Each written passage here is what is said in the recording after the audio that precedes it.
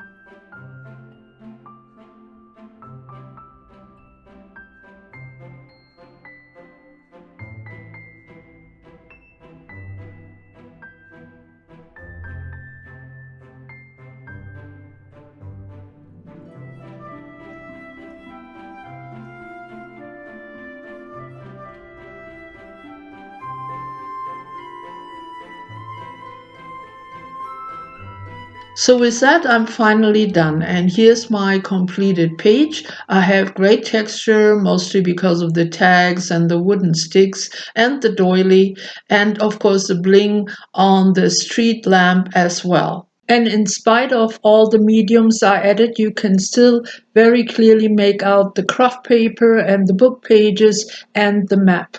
To me, all the dots bring a bit of extra movement and color into the page. Now, the street light complements nicely the whole scene of Charlie and the kid hiding from the policeman at the corner of the house. I really had fun creating this page, and I, of course, hope that all of you who played along with me enjoyed this challenge. All the wonderful creations you sent, all the pictures I received, you will see right here at the end of my video. So please take time and take a close look. Together, we really achieved a nice variety of results. I, of course, added your name to your picture and also noted where a video is available, and you will find the links to all of those below in my description box. That's all I had for today. Please stay tuned to the very end, as there will be some information concerning our next challenge. Bye bye for now.